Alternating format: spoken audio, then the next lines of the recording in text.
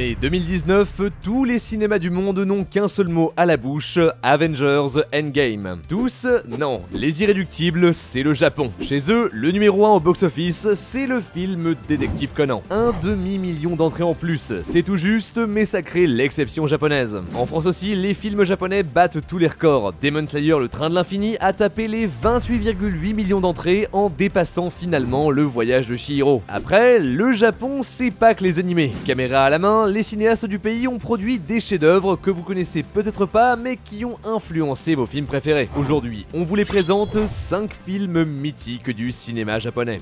Quel est le film de monstre le plus iconique du Japon? Imagine, tu te balades à Tokyo, tu lèves les yeux et là, tu le vois, c'est Godzilla.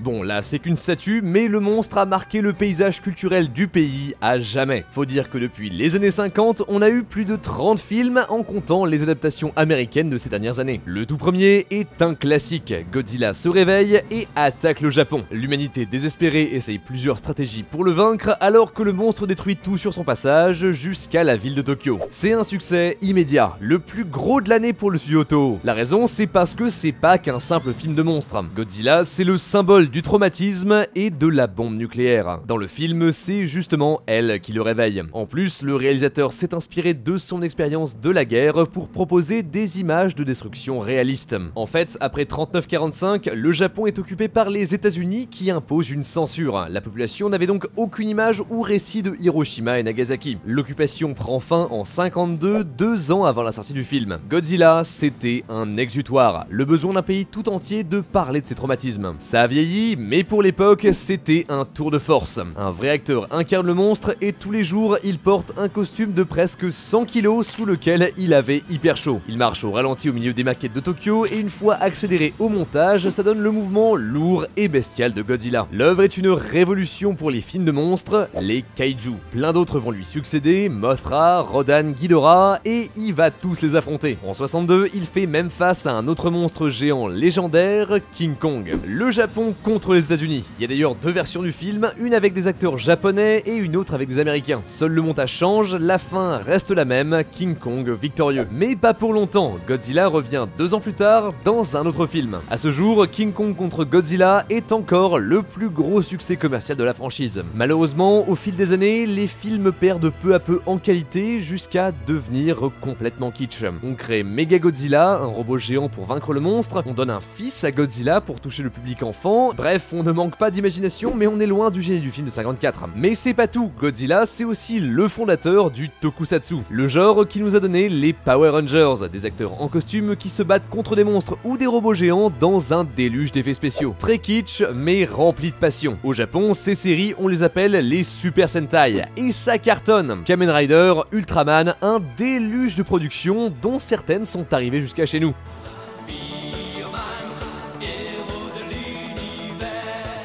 Mais Godzilla, lui dans tout ça, il est un peu délaissé. Jusqu'en 2016, quand le créateur d'Evangelion sort Shin Godzilla, un chef-d'œuvre absolu. Même histoire que celui de 54, le monstre attaque Tokyo et les humains essaient de le détruire. La créature est redesignée pour avoir 3 formes différentes. Tout au long du film, il évolue pour devenir toujours plus puissant. Cette fois, Godzilla représente un nouveau traumatisme, l'accident de Fukushima. Bien plus actuel, Hideaki Anno critique la façon dont le Japon gère les crises et les catastrophes. Dans son film, les politiques enchaînent les réunions inutiles qui ralentissent la prise de décision et mettent le pays en danger. Godzilla est inarrêtable et les États-Unis menacent carrément de bombarder le Japon. Ah mais ça c'est osé quand même, hein. Acclamé et récompensé de partout, il est jamais sorti en France. Alors que pourtant ça aurait été un vrai vent de fraîcheur pour la licence. Bien plus que la version américaine là avec machin, enfin c'est nul, non, complètement non. Heureusement, il y a de l'espoir, un nouveau film est prévu pour novembre 2023. Et entre temps, si vous avez aimé Shin Godzilla, alors allez voir Shin Kamen Rider du même réalisateur, il est juste incroyable. Quel est le film le plus terrifiant du cinéma japonais ? Un soir, vous regardez une cassette mystérieuse. Des voix bizarres et inquiétantes se succèdent, le téléphone sonne et une voix vous parle. Il vous reste 7 jours à vivre. C'est le film d'horreur japonais le plus connu, Ring, sorti en 1998. L'image du fantôme Sadako avec sa robe blanche et ses longs cheveux noirs, vous l'avez forcément déjà vu. Un succès immédiat et international, en 2002, Hollywood en fait un remake par le réalisateur de Pirates des Caraïbes. Ring est une vraie vraie révolution. Jusqu'ici, les films d'horreur japonais se concentraient sur le folklore et les fantômes. Mais en ajoutant la technologie, comme les cassettes vidéo, la télévision, le téléphone, on crée un nouveau genre, le J-horror. Entre la fin des années 90 et le début des années 2000, une série de films inspirés de Ring sort au Japon. Leur point commun, une ambiance angoissante, loin du gore ou des screamers. À une époque où l'ordinateur et le téléphone se démocratisent, ces films servent d'exutoire. Prenez Kairo au Suicide Club. Pas de fantômes, mais de mystérieux sites qui vous poussent à mettre fin à vos jours. Le Japon connaissait alors une vague de suicides. Le phénomène Hikikomori, ces gens qui vivent enfermés chez eux, prenait de l'ampleur avec le développement d'internet. La J-horror explose, mais les histoires de fantômes classiques ont toujours la cote. En 2002 sort Ju-On the Grudge, les esprits des morts pourchassent et tuent toute personne pénétrant dans leur ancienne maison. Avec lui aussi un remake américain en 2004 et un bruit iconique. C'est le digne concurrent de Ring. Les deux engendrent une masse de suites, certains même en 3D. En 2015, on les réunit carrément dans un crossover, Sadako versus Kayako. C'est énorme. Ring contre Ju-On, le cinéma moderne contre le cinéma de fantômes traditionnel. Malheureusement, c'est nul. Les deux fantômes n'apparaissent qu'à la toute fin et fusionnent pour créer une nouvelle entité. En gros, il n'y a pas de vainqueur. En un sens, le film incarne bien les problèmes du J-horror. Il a du mal à se renouveler. Il y a 20 ans, c'était neuf, terrifiant. Aujourd'hui, c'est vieux et réchauffé. L'année dernière, Sadako DX a enfoncé le dernier clou dans le cercueil de la saga Ring, tandis que The Grudge s'est payé une série Netflix assez convaincante, mais pas mémorable. On attend encore celui qui écrira le prochain chapitre de l'épouvante japonaise. Pour certains, c'est Junji Ito, maître du manga d'horreur, mais pour l'instant, aucune de ces adaptations au grand écran n'ont été des réussites. À suivre. Quel est le plus grand film de samouraï ? Le genre le plus iconique du Japon, c'est lui, extrêmement populaire et rempli d'œuvres mythiques. Harakiri, la légende de Musashi, la série des Zatoichi, mais celui qui a posé toutes les bases, c'est les 7 samouraïs. Le concept est simple, un groupe de guerriers qui décide de protéger un village contre une attaque de brigands. Un film monumental de plus de 3 heures. Il a été largement coupé pour pouvoir être diffusé parce qu'à la base, personne ne voulait montrer ça. À l'époque, c'est le plus gros budget de l'histoire du cinéma japonais, 100 millions d'yens, soit presque 4 millions d'euros aujourd'hui. Le tournage est très dur, il s'étale sur plusieurs mois au point où le studio a plusieurs fois menacé d'arrêter la production. Mais ça valait le coup d'attendre. Sorti la même année que le premier Godzilla, les 7 samouraïs connaît un succès international. Il gagne le Lion d'Or à Venise et est même nommé aux BAFTA et aux Oscars. Après la période d'occupation et de censure des États-Unis, le film fait enfin découvrir le cinéma japonais à tout l'Occident. Aujourd'hui encore, son réalisateur, Akira Kurosawa, est considéré comme l'un des plus grands cinéastes de l'histoire. C'est d'ailleurs pas son seul film historique, ni son seul film de samouraï. Le Château de l'Araignée, Sanjuro, que des chefs-d'œuvre toujours très bons aujourd'hui. Alors oui, c'est en noir et blanc, mais je vous jure, c'est bien, regardez-les. Des grands maîtres du cinéma japonais, il y en a d'autres comme Ozu ou Mizoguchi, mais Kurosawa, c'était tellement un génie que même les Américains le respectent. Enfin, pas tous, hein. Vous avez peut-être vu Pour une poignée de dollars de Sergio Leone avec Clint Eastwood, et ben c'est juste un plagiat de Garde du corps de Kurosawa. Les gars pensaient que ça se verrait pas, du coup, ils ont pas du tout acheté les droits, et ben pas de bol, un big procès et les Américains le perdent. Depuis, une partie des recettes du film est versée à Kurosawa et ses descendants. Mais c'est pas ce qui empêche Hollywood de continuer de s'en inspirer. En 1960, on découvre les 7 mercenaires. Remake, légal cette fois-ci des 7 samouraïs, ça a rapproché la figure du sabreur japonais à celle du cow-boy. En vrai, les deux n'ont rien à voir. À la base, les samouraïs c'était surtout des nobles avec un code d'honneur strict, très loin des guerriers solitaires et vagabonds qu'on a tendance à imaginer. Mais malgré tout, l'idée persiste, elle devient un classique du cinéma et on la retrouve jusque dans Star Wars. Et ouais, en fait, quand on y réfléchit, entre le film de Kurosawa, La Forteresse Cachée et Un Nouvel Espoir, et ben il y a pas mal de similitudes, notamment au niveau des personnages. Il y a une princesse à sauver et un duo de paysans qui font un peu penser aux deux droïdes. En fait, George Lucas, comme beaucoup d'autres réalisateurs de l'époque, admirait Kurosawa. Il aurait même proposé le rôle d'Obi-Wan à Toshiro Mifune, l'acteur fétiche du réalisateur japonais. À la fin de sa carrière, Kurosawa avait du mal à financer ses films. Lucas, Scorsese, Coppola ou encore Spielberg ont alors coproduit plusieurs de ses longs métrages. Martin Scorsese joue même dans l'un d'entre eux. En 90, le réalisateur reçoit un Oscar pour l'ensemble de sa filmographie. Le prix lui a été décerné par Lucas et Spielberg eux-mêmes. Une belle consécration pour celui qui a donné au cinéma japonais ses lettres de noblesse. Quel est le meilleur film d'action japonais ? Avant d'être un type de jeu vidéo, Battle Royale, c'était un film. Le Hunger Games du Japon, toute une classe de lycéens doit s'entretuer sur une île, un seul en sortira vivant. Le film explose le box-office international, 861 millions de dollars, c'est presque autant que le premier film Le Seigneur des Anneaux, sorti la même année. C'est le film préféré de Quentin Tarantino, qui a fait même jouer une de ses actrices dans Kill Bill Volume 1. L'homme derrière ce chef-d'œuvre, Kineji Fukasaku, un vrai génie du cinéma japonais. Avant de réaliser Battle Royale, il s'était illustré dans un genre bien précis, les films de Yakuza. Figure emblématique de la culture japonaise, le Yakuza au cinéma a beaucoup évolué. Véritable héros chevaleresque proche du samouraï après la Seconde Guerre mondiale, on passe ensuite à une vision plus cynique dans les années 70. C'est là que Fukasaku a particulièrement brillé, avec des films comme Combat sans code d'honneur, des criminels sortent de prison et cèdent à l'ultra-violence pour former leur propre gang, ou Le cimetière de la morale, où un Yakuza s'enfonce dans la drogue, l'alcool et le crime. Les films de Yakuza, ça a été la porte d'entrée de plein de réalisateurs prodigieux. Le meilleur, Takashi Miike. C'est simple, c'est un fou. En 30 ans de carrière, il a réalisé plus de 100 films pour le cinéma, la télévision, et il aime bien les trucs barrés et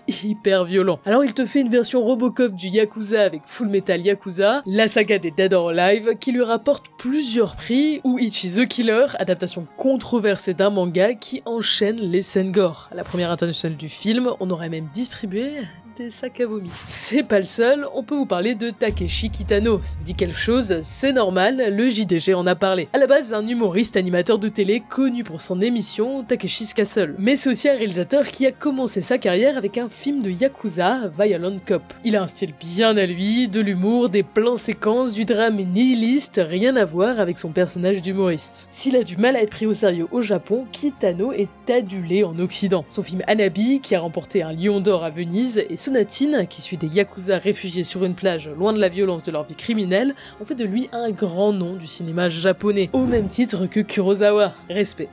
Quel est le film le plus censuré du cinéma japonais? Oui, je sais à quoi tu penses, mais non. La censure au Japon, c'est pas que dans les animés et dans les hentai. Même au cinéma, il y a un vrai tabou autour des scènes olé olé. Ça a souvent posé problème. Dans les années 60, la télévision se développe. Le grand écran essaye tant bien que mal de conserver ses spectateurs, et la solution, c'est les fesses. Alors, c'est le moment de la vidéo, on va parler de choses pour les grands. Alors, les enfants, fermez les yeux, ou alors, je sais pas, retournez jouer à Fortnite, mais partez. En gros, à cette époque, pas mal de films érotiques se mettent à sortir et ils sont censurés. On floute tout et on cache les appareils génitaux. Certains réalisateurs sont contre ça et se mettent à jouer avec les limites de la censure. Le cinéma érotique gagne alors une valeur politique et contestataire. Prenez Nagisa Oshima, vous le connaissez sûrement pas, mais c'est le plus grand cinéaste de la nouvelle vague japonaise. Une sorte de Jean-Luc Godard mais sous GHB. En 76, il réalise le film le plus scandaleux du Japon, L'Empire des Sens. Inspiré de faits réels, c'est une spirale érotique entre deux amants. À la fin, la femme étrangle l'homme et lui coupe le bistouki avant de se faire arrêter. Le scénario, c'est pas vraiment le plus important, c'est surtout un enchaînement de scènes de sexe entre deux acteurs dont certaines n'ont pas été simulées. Sans surprise, le film crée une énorme polémique. La question, c'est est-ce qu'on est encore dans le cinéma érotique ou juste dans la pornographie? Il aurait très bien pu être interdit complètement, mais ce qu'il sauve, c'est qu'il est coproduit par nous, la France. Pas mal, non? Alors pourquoi la France? Parce que à l'époque, on avait des films érotiques programmés au cinéma. Et oui, je vous jure, voilà, et maintenant on fait la morale, bien sûr. Les producteurs pensaient ainsi pouvoir diffuser l'Empire des Sens. Mais une fois le tournage terminé, changement de politique, c'est trop gros, on refuse de le sortir en salle. Nouvelle stratégie, le diffuser au Festival de Cannes. Là-bas, surprenamment, il y a pas mal de gens qui prennent la défense du film, dont Jacques Chirac. Un gros fan de culture japonaise, il organise une projection privée de l'Empire des Sens et il s'endort pendant le générique du film. Il se réveille et il dit « Oh, ça va, y a pas de quoi faire toute une histoire, allez, on le sort, c'est parti ». Au final, l'Empire des Sens a quand même été diffusé au Japon, mais censuré évidemment avec des caches et des scènes supprimées. Mais même avec ça, le réalisateur a quand même essuyé un procès de 3 ans pour obscénité. À ce jour, au Japon, le film n'est toujours pas sorti dans sa version intégrale. C'est pas non plus la seule forme de censure. Sous l'Empire puis sous l'occupation, on a eu pas mal de censures politiques et militaires, mais dernièrement elles ont été abrogées. On a enfin pu voir Le Goût du riz au thé vert qui a longtemps été censuré pour sa représentation de la femme. Même chose pour Les Hommes qui marchèrent sur la queue du tigre de Kurosawa qui montrait une vision un peu trop crue de la guerre. Mais encore aujourd'hui, le sujet sensible du Japon, c'est la pornographie. Le genre est très présent dans la culture, mais en même temps extrêmement tabou. Les films, c'est la représentation de cette tension, et en un sens, c'est un peu le visage de leur société. Mais depuis quelques années, il doit faire face à la concurrence du cinéma coréen. Frais, audacieux, ça fait un moment qu'il a quelques gros succès en salle, au point de faire de l'ombre. Est-ce que la vue réelle japonaise est devenue has-been? Après tout, ça fait quelques années qu'on n'a pas vu d'énormes coups d'éclat de sa part. Mais ça ne veut pas dire qu'il n'y a plus rien de bon. On vous a pas parlé des films plus ancrés dans la société actuelle. Les Bonnes Étoiles, sorti l'année dernière, un drame familial coréen, mais tourné par un réalisateur japonais. Ou Tempura, une comédie sur une jeune fille qui cherche l'amour autour de bons petits plats. Le cinéma japonais, c'est pas que les samouraïs, les yakuza et les monstres. C'est une galaxie de films sincères et personnels. Plongez-vous dedans, ça vaut le coup.